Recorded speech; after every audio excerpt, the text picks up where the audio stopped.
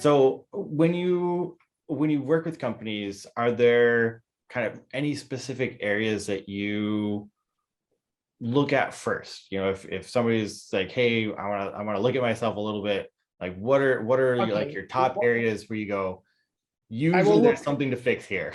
yeah.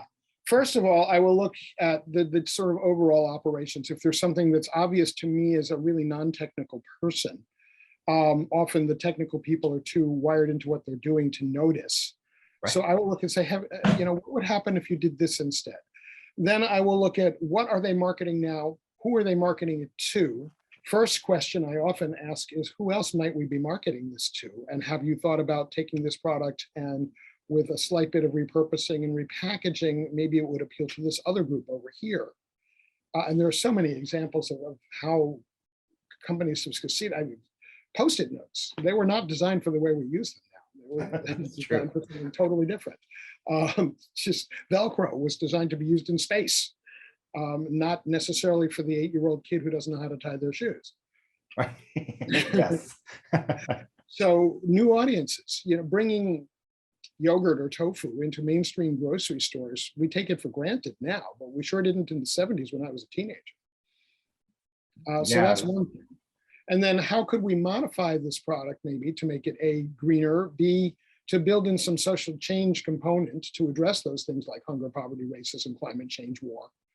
And it's also making those connections like, okay, you've probably noticed that green talk has gone way down since the war in Ukraine started.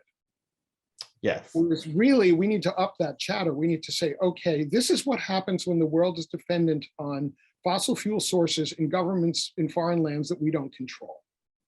Let's get off that treadmill. This is a great opportunity. Let's get Ukraine off that treadmill right now. Let's do some massive importations of solar and wind. Let's get their infrastructure up and running without that Russian oil. And then Putin can go crawl back into his cave without having conquered the country. Instead, we're seeing some people really driving the discussion of, oh, we need to get rid of the environmental regulations. We need to encourage more oil production, all that stuff. And I say, no. We missed an opportunity after the big hurricanes a few years ago. Puerto Rico was perfectly posed to become one of the first economies to be really completely alternative energy driven. And unfortunately, they're still using mostly diesel there. Some progress was made in the rebuild, but there could have been much, much more.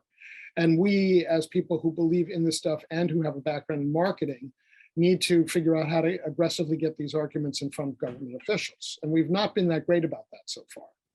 But we also, the private sector can be our secret weapon, because if we can get the business owners on our side and say, this is what we need to do to make money and survive in this economy. And it does happen. I mean, even the US Department of Defense is actually very, very conscious about its energy spend and how to reduce it. Oh, the Defense Department is very aware of rising water levels. They're actually one of the most aware of climate change in any government of a section of our government, because they have projected out how much it's going to take to repair or maintain military bases as water level, just on a ocean water level rise, right? They've put the money into figuring out, well, what's the impact to them. We should really harness that strategic resource as something that the corporate world can use going forward. They have done all these studies. My friend Michael Clare wrote a book about the US military and its very forward-thinking approach on climate change. I don't remember the name. All Hell Breaking Loose, maybe? Anyway, his name is Michael Clare, and the book came out at the end of 2019. It was one of the last events I went to before the pandemic, was one of his book launch readings. Again, the stuff is out there, and that's a resource that we are not tapping, is all the strategic thinking that has gone on in the centers of power in places well outside the corporate world. Right. Well, so it's very individual. One of the issues with what I do is it doesn't scale well, because each company is different, just like each site on the planet is going to be different. And the environmental solutions that work in that place in India that's got 11 months of arid and 1 month of flood are not going to be the same as those that will work here where I live, where we have steady rain and sun mixed all year round. And we're in a temperate climate, they're in subtropical, and on it goes. So this, in the same way, the solution for one company is not necessarily going to be the same solution as even another company in the same industry. Well, I think the common solution, right? And this is why I wrote a book on conscious design, is that there is a thinking process that you can apply to it. And the actual application, like you said, yeah, what works in Saudi Arabia is not going to work in India, not going to work in the UK, and definitely not work in Canada. Like, it's just, you can't make a one size fit all to everywhere in the world, but there is design thinking that you can apply to how do you approach the problem, how do you think about it. And the other piece too, I think, is really, like you're saying, the marketing part of making people aware, because like I said, I have conversations with people that think it's still expensive, too expensive to be sustainable, right? It's still getting it out there to make people even aware of all the options. And there's more and more. I mean, we try to keep up on materials because that's what we work on, tangible products. So we try to, and I say try to because realistically I can't. It's a moving target, of course. My team and we cannot keep up. We find new ones all the time. Yeah. And we know that we're missing something. Like there's no way we're understanding and knowing every single material that's coming out that is sustainable, that is making a positive, that's really doing a great job of replacing, petroleum-based materials and other things like that. So I've got a one-word response to the people who say it's too expensive, it's too hard to go green. Can you name the largest retailer in the United States that has stores, physical stores, as their basis of operations? I'll say Walmart. You are right. Now, Walmart is about the stereotypical example of the profit-driven company, non-tree huggers. Everything they do is the bottom line oriented. Walmart is so amazingly green. People don't know this, but the reason that Walmart is so amazingly green is because they are making and saving a shit ton of money. I mean, oh my gosh. They actually sell, the last time I checked, and the statistic is some years old, I might have to go and update it, but the last time I looked, Walmart actually sold more organic food than Whole Foods. Wow. And they're selling it to people who ain't never gonna go in a Whole Foods in their lives. People who see Whole Foods as elitist and not about them, and selling to granola kids and not relevant. And also as very, very expensive, and they're certainly correct on that. So Walmart comes in and sells organic food to your working class truck drivers and janitors and bus drivers and people like that, and they sell it to them for half or 2/3 of the price that they pay in Whole Foods. And they're making enormous amounts of money doing it. And what they have saved by looking at their own energy consumption is enough to run a small country. It's just, and they're extremely good at logistics. So they monitor all this stuff right down to the penny. And it's phenomenal. There was, they had a CEO, Lee Scott, maybe about 10 years ago, who initiated a lot of this stuff. I think they've probably backslid a little since he stepped down. But you cannot make a better business case for that than that Walmart, a company that my lefty friends are always protesting against their greedy, profit-driven operations. Walmart has chosen to go green because it's a way of contributing to those profits. Yeah, and they don't talk about it much, but other people talk about them. I mean, I don't shop at Walmart, but I certainly brag on them in venues like this. It's kind of interesting, right? Because they don't market themselves in any way as being sustainable. That's just not how they market. But it is. I think I didn't know it was that much. But I did read. I think it was something they were one of the biggest. Yeah, because by location, they replaced all their light bulbs. Yeah, to like LED, and that was like a huge. When it happened, it like created a news wave.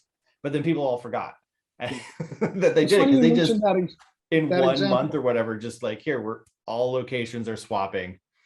Done. Years ago, I wrote up a cost analysis for one of my newsletters about switching to LEDs in a high roof building like a supermarket. And I said, if you are replacing just 50 bulbs a year, and Walnut Mart, of course, would be replacing a far larger number. Right.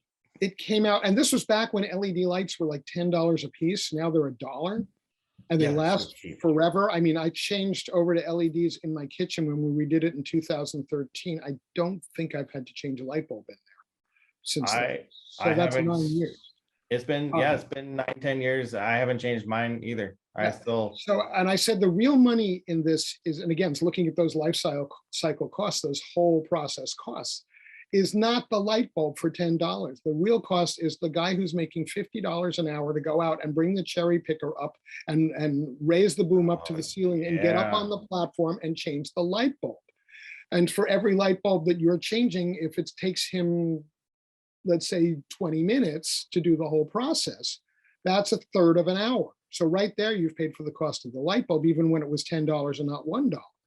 So now, of course, so now that it's $1 and they're buying it wholesale, so they're probably paying 37 cents a light bulb or something like that.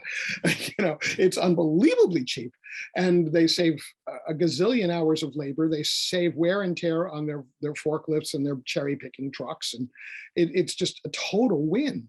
And that would work for somebody who owns a sports stadium, any kind of building with a high roof, any kind of building where you can't just get on a stepladder to change the light bulb. Right. But you have to look systemically to see this. Yeah. Well, and that's a great point. I hadn't thought about the fact that those are so high up. You can't just use a ladder, right? You're not pulling out. There's no ladder. Ladders around. Right. Right. So and that's huge. And that's something that's like I've seen, you know, there's buildings that I walk by that still have giant fluorescent tubes. Mm-hmm. And I just know, I know from experience, those are not exactly the most efficient lighting possible. And it's just kind of crazy how much non-LED lighting you still have because it's cheaper. Yeah, and the fluorescent lights were put in as an energy saving measure because they were way more efficient than the incandescent bulbs, but they were also horrible to work under. They were not a good quality light. The LED now, the light's really good. It's comfortable to be under it. It's really very pleasant. Yeah, and that's something I've talked to a couple architects on this, like the whole design, because when you swap out energy, it could be more energy efficient, but incandescent bulbs were nicer to work under. They're nicer to live under. So there's also like the social kind of human impact of the lighting, right? It's now, and with LEDs now there's there's warmer colors. It's not just the flickering bright strobe light. I think they actually feel a little bit better because they don't go up and down as much as incandescent lights. Right. When the person in the next office starts some large piece of equipment, you don't see your light shrink down by 15% and then pop back on. Right. Oh, I remember that. Yeah. It was crazy.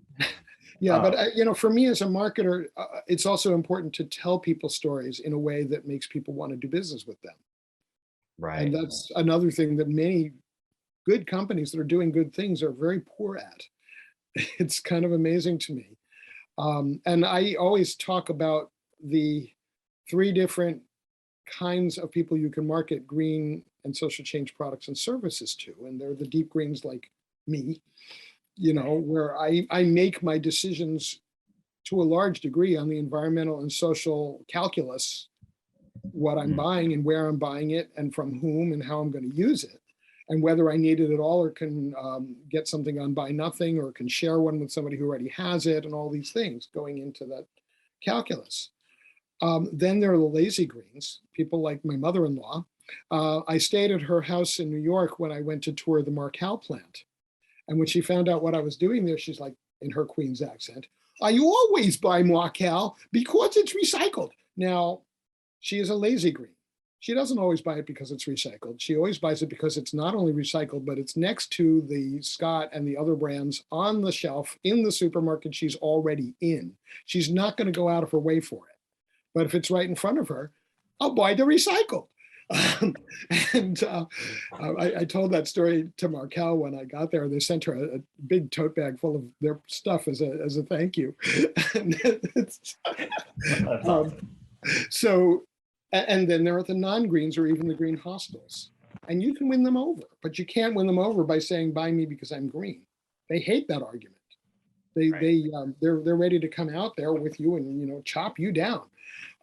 But this toilet paper is as soft as it is because we use recycled paper that's already nice and soft. Or this hempcrete is so durable and breathes so much better because it's made with natural hemp instead of whatever it is they use to make traditional concrete.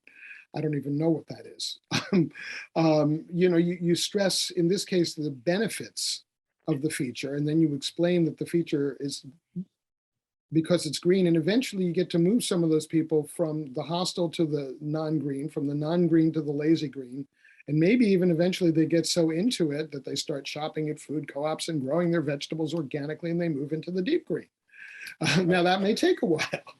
But I'm a believer in the power of personal change, and I'm a believer in the power of each one of us to make changes that influence the world. The trick is that change works much, much more effectively when we combine our efforts with others. And that's why I'm on the activist side. I'm still an activist. Right.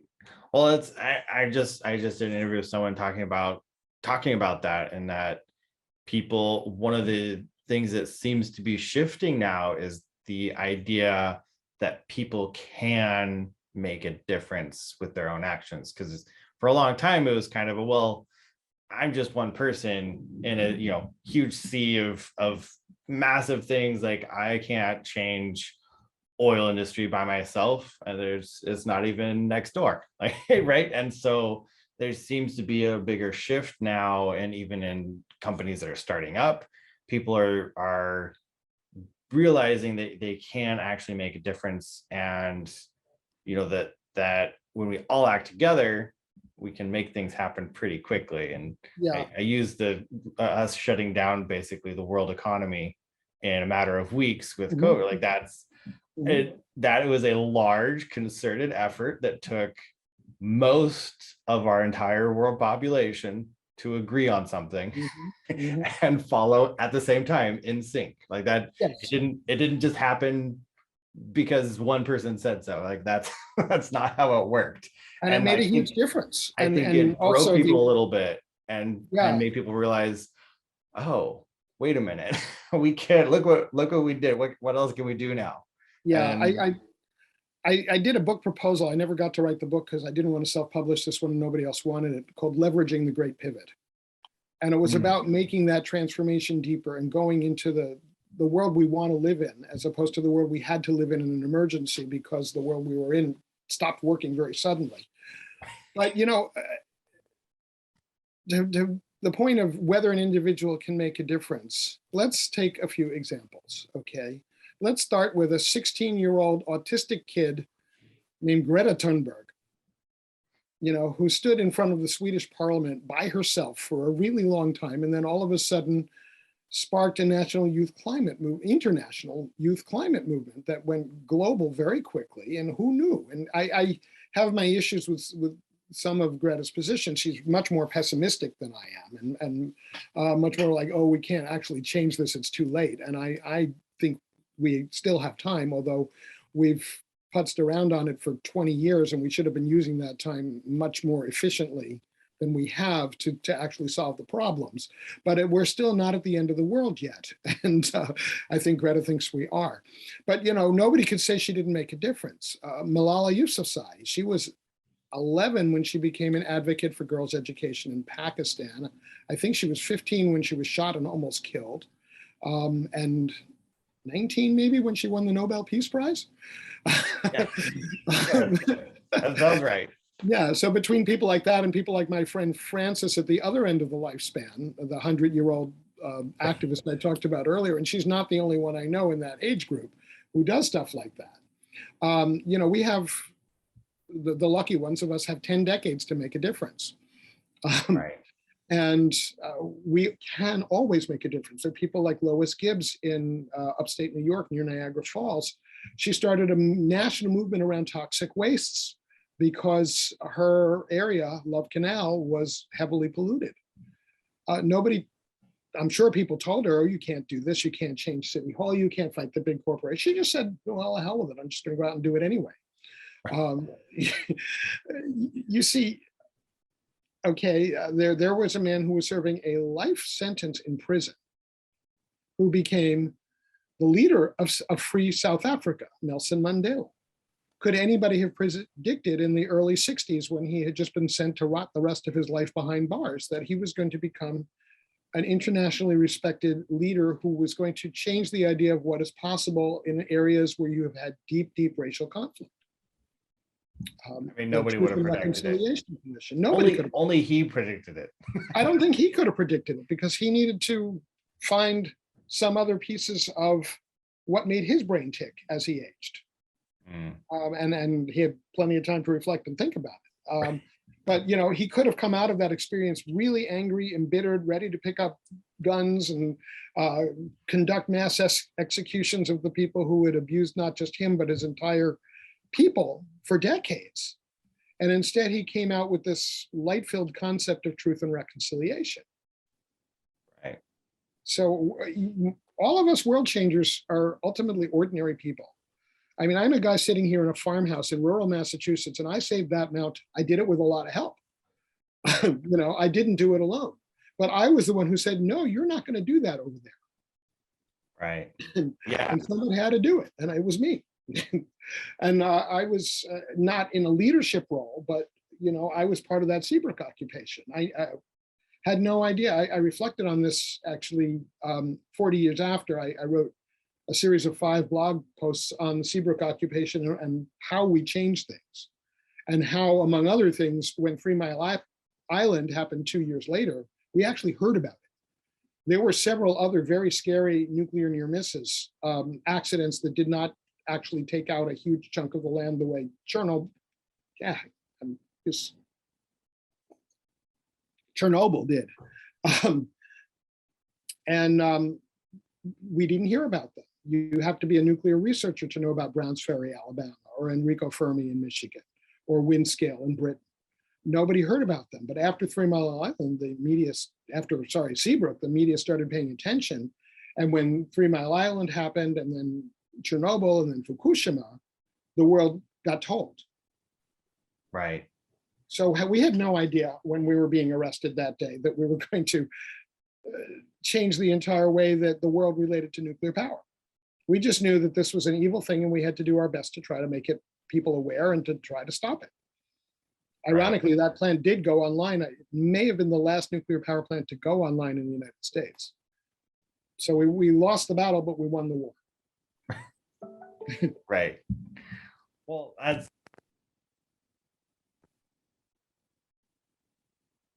you just went mute. Can you hear me now? Yes. There's so much that people can do. I'm sorry, I lost your sound again.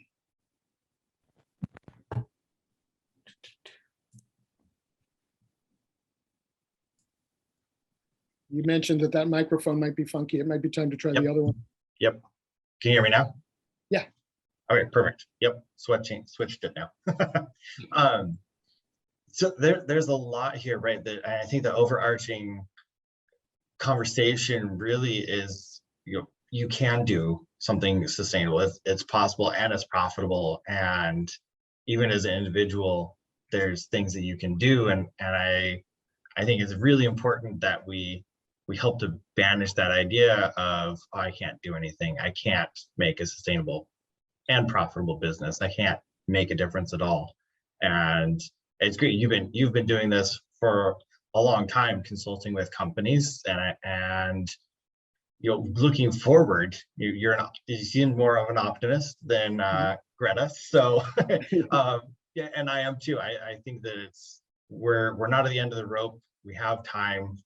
I think it will get worse before it gets better, and those projections are pretty accurate, it would seem. But I think we can still make the shifts like you're talking about, and actually well, the shift to sustainable isn't enough. I prefer the word regenerative. Sustainable is keeping things where they are, keeping them from getting worse.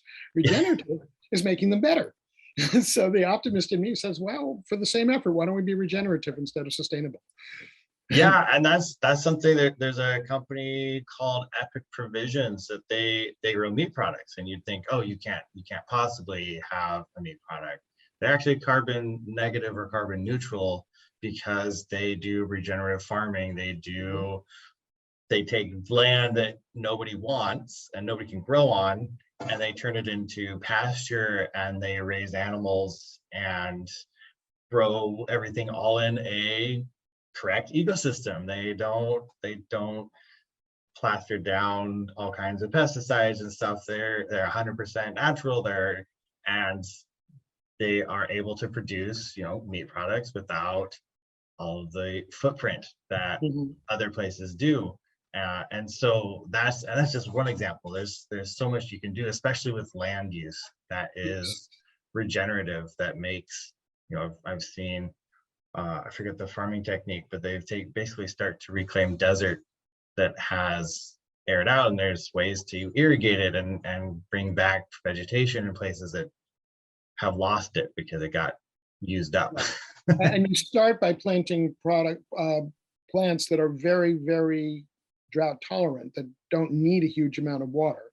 And then Exactly. as those start to infill and deposit their carbon into the soil, and you really see, it's amazing. Within, we have to think of these things in geologic time, and yet in a decade, you can completely reclaim a landscape. I'm actually Oh, reading a book now called Paradise Lot, which is about creating a permaculture farm in a 1/10 of an acre lot in a very urban, very underprivileged community not far from here. And I have visited this place. It's amazing. You sit under a pawpaw tree, eating the fruit that you just collected, looking at this amazing garden that it's everywhere you look. There are plants, except for a couple of pathways they've kept clear to get to the plants. And it's incredibly exciting. Even an organic farmer I know once told me, "Oh, if you don't have 10 acres, don't even bother farming."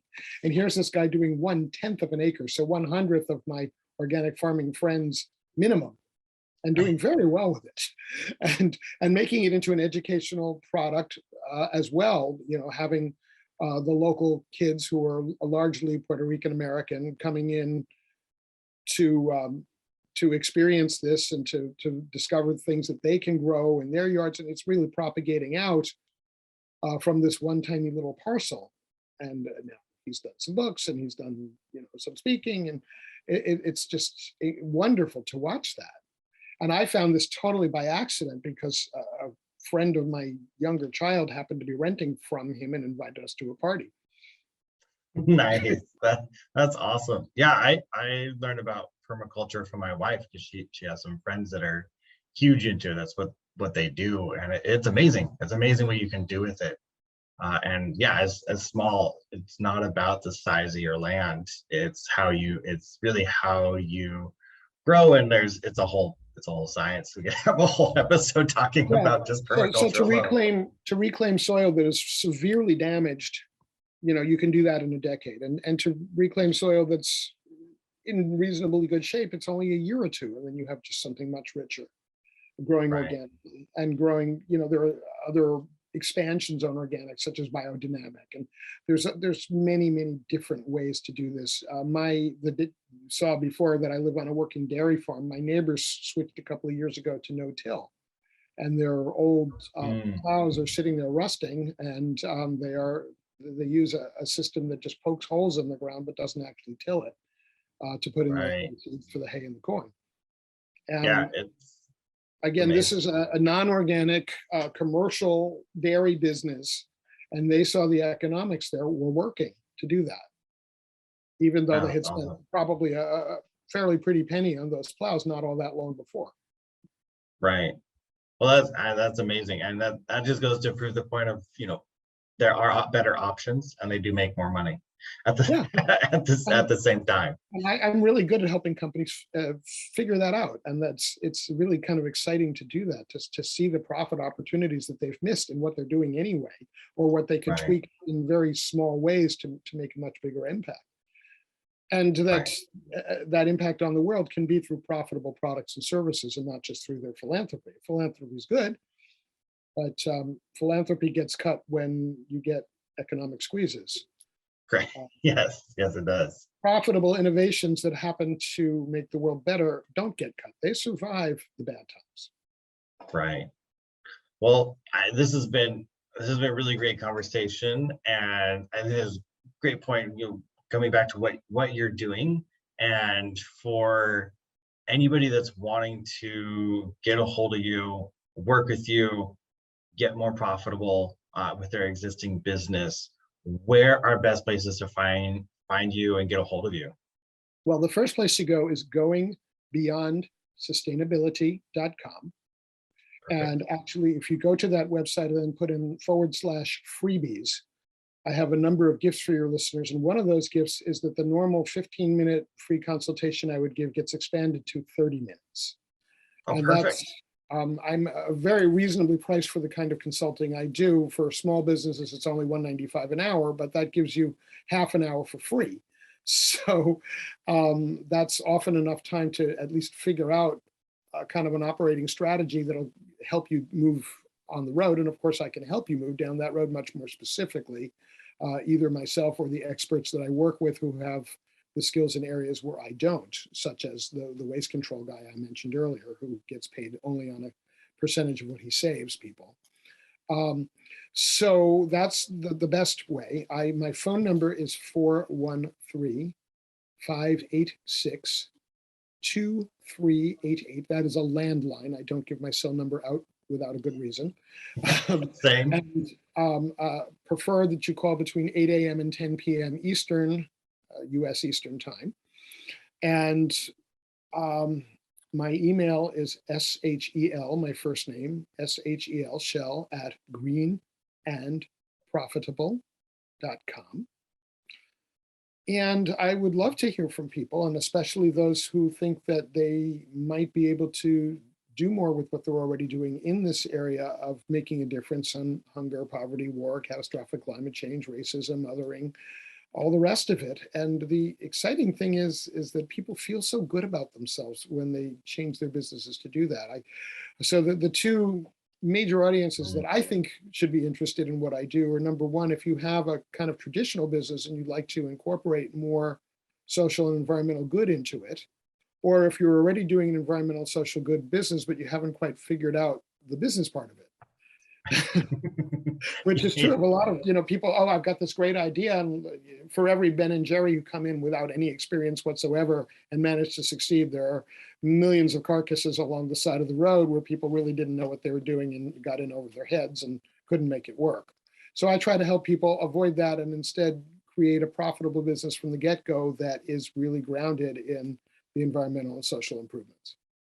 Perfect. Well, yeah, those people need the most help because they have the good ideas to actually help people, and need to be profitable so they can keep doing that, because it's really hard to help people if you're broke and alone. So that's definitely an area to focus on. So, well, if I could spend like another 30 seconds absolutely of giving a demonstration of how this worked. I had an interviewer like you ask me one time, well, okay, this sounds well and good. What would you do for a pizza shop owner? And I started sketching out without any forethought. I had no idea who was going to ask me this. I had never thought about the question before. Well, okay, so pizza shops are really slow on Mondays and Tuesdays. And here's this high school around the corner from the pizza shop. And maybe they've got a lot of kids who are kind of economically marginalized and don't have good career paths ahead of them. Why not hire some of those kids to A, grow organic tomatoes, B, learn how to make good pizzas, and C, market these to their peers in the high school, saying Monday's pizza day. We'll take your orders on Friday. We'll bring the slices in on Monday. And the shop owner wins because he or she has a revenue stream on that dead day. The kids win because they get training and skills that they can use on their resumes and in their careers later. The other kids benefit because they're getting a healthy, nutritious, and yummy pizza alternative to the school lunches, which, as we all survived them somehow, but I don't know anybody who really takes great joy in eating a cafeteria lunch. So you've got a lot of winners with this. Right. And really no losers except maybe the the revenues for the ongoing lunch program in the cafeteria, but maybe it inspires them to make their menu more interesting and maybe even bring in some student helpers, and on it goes, and you keep spiraling it up. Maybe they end up hiring the pizza shop and the kids at the pizza shop. Perfect. Yeah, that's a great example. Yeah, there's so many things like that, right? It takes thinking outside the box a little bit and going, how do you make it more efficient? And usually more efficient is actually more sustainable. Mm-hmm. So that's the reality, is right, is efficiency and sustainable actually are like best friends walking down a road. Yes, they are. You can't be inefficient and sustainable. Well, I guess you could if you really tried. If you really tried, you could be unsustainable and mix them up. But otherwise, they really go hand in hand. But this is the kind of process I take people through when they decide to work with me, is that there's always stuff they haven't thought about. And there's often stuff that I haven't thought about, but when they tell me their situation, it just pops into my mind. I'm blessed with that ability to just make those connections very quickly and explore them. Perfect. Well, this is great. I hope that you are able to help many more companies figure out how to be green and profitable. It's a huge thing. Is why we do the design work that I do. It's all in the aim of, we need more sustainable products. We need more sustainable companies. And they need to be profitable. We all have to. They need to make money so they can keep doing the good things. Profitability is a form of sustainability. Without that, you're not sustainable. No, you're a closed business, and nobody wins. Nobody wins with that. So perfect. Well, thank you so much for being on here, and I really appreciate your time. It's been a pleasure, Ian. Thank you.